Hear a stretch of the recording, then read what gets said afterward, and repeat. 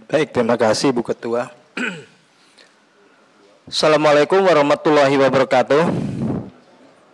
Salam Om Swastiastu, Namo Buddhaya, salam kebajikan, salam sehat untuk kita semua. Yang terhormat Ibu Ketua Komisi 4 DPR RI beserta seluruh pimpinan dan rekan-rekan anggota Komisi 4 yang saya hormati Bapak Menteri Kelautan dan Perikanan beserta seluruh jajaran. Terima kasih atas kesempatan ini. Ada beberapa hal yang ingin kami sampaikan dan sekaligus juga saya tanyakan.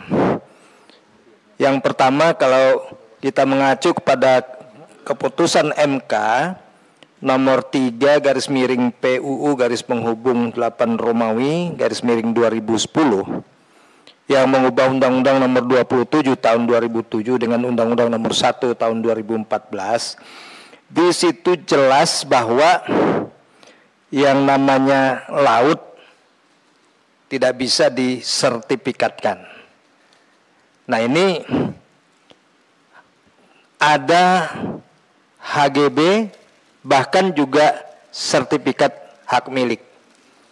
Nah, ini kan jelas-jelas pelanggaran terhadap undang-undang. Pertanyaan saya yang pertama, apa sikap dari Bapak Menteri beserta jajaran dengan adanya pelanggaran ini? Ya. Dan apakah Bapak Menteri dan jajaran berani mencabut atau mengusulkan pencabutan sertifikat hak guna bangunan maupun apalagi sertifikat hak milik di atas laut dimaksud? Itu yang pertama. Karena ini jelas-jelas melanggar undang-undang, ya. Kemudian ini masih soal pemagaran laut. Tadi teman dari PDIP juga sudah menyinggung soal koordinasi. Dan kebetulan ini juga disampaikan oleh Bapak Menteri di halaman 9 mengenai solusi penyelesaian permasalahan itu akan dilakukan secara koordinatif dengan kementerian atau lembaga yang lain. Nah, persoalannya itu memang di sini, ya. Mungkin inti persoalannya itu ada di koordinasi ini.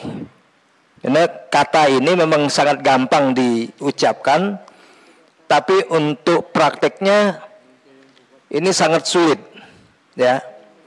Apalagi ini menyangkut banyak kementerian atau lembaga yang lain yang masing-masing punya kewenangan, merasa berwenang, memiliki otoritas terhadap laut ini, terhadap pesisir, pantai, dan laut.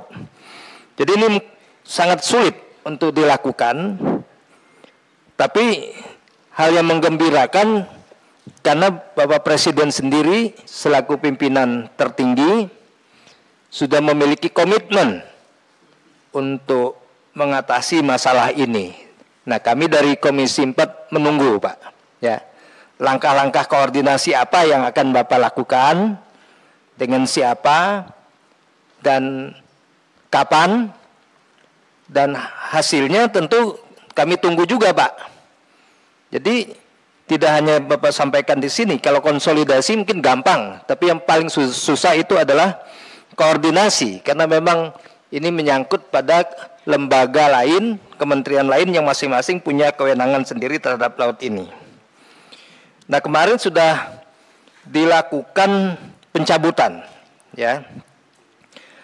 Dari 30 km pagar yang ada baru berhasil dicabut sampai kemarin, paling tidak data yang Bapak sampaikan ini sepanjang 5 km, ya. Nah, lalu sisanya bagaimana, Pak? Siapa nanti yang akan mencabut? Karena kemarin kan semua unsur terlibat, ada KKP, ada juga DPR, ya, TNI Angkatan Laut, Polri, Bakamla, KPLP, Pemprov Banten, ya. Nah, siapa yang menjaga, ini dan menjamin bahwa sisanya itu akan dibongkar. Ini tolong juga nanti disampaikan. Kemudian yang berkaitan dengan PSN di PIK 2 yang menyangkut hutan lindung mangrove di sana yang sudah diajukan untuk alih fungsi. Kalau melihat kondisi, kami kemarin meninjau ke sana, saya minta bahwa ini jangan diizinkan, Pak. Ya. Karena nanti kalau ini dibangun menjadi perumahan, itu dampaknya pasti akan baik dampak lingkungan, dampak sosial, ini pasti akan lebih berat daripada yang sekarang ini.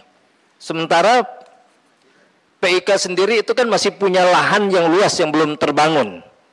Kenapa tidak dioptimalkan aja di situ? Kan ini saya melihat orang ini bukan lagi masalah kepentingan, tapi ini sudah masalah keserakahan, ya.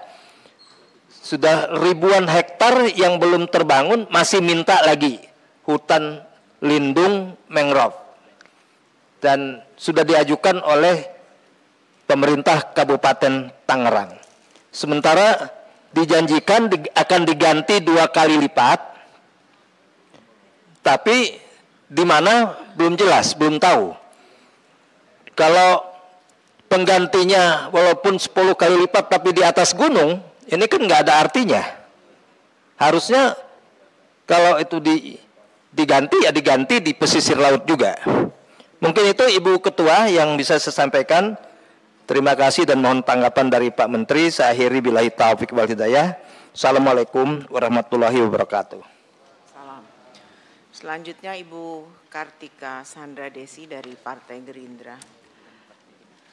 Terima kasih pimpinan. Assalamualaikum warahmatullahi wabarakatuh. Yang kami hormati Ibu Ketua, pimpinan dan seluruh anggota Komisi 4, Bapak Menteri Kelautan dan Perikanan RI, beserta seluruh jajaran yang hadir pada rapat siang hari ini.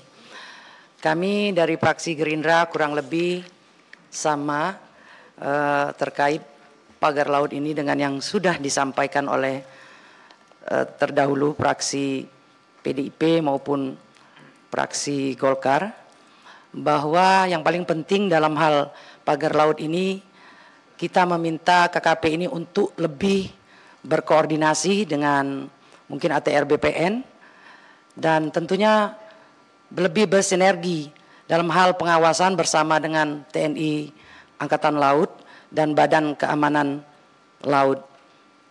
Yang jelas, fraksi Gerindra dalam hal ini sangat mendukung upaya yang telah dilakukan oleh KKP terhadap permasalahan pagar laut ini, tentunya menindaklanjuti arahan Bapak Presiden untuk mengusut tuntas masalah kasus ini.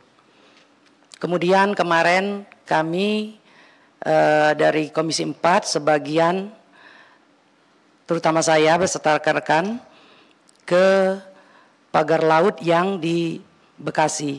Mungkin ini agak sedikit berbeda kasusnya dengan yang di Tangerang, karena ini memang sudah diketahui bersama baik pemiliknya dan ini merupakan investor untuk pembangunan pelabuhan.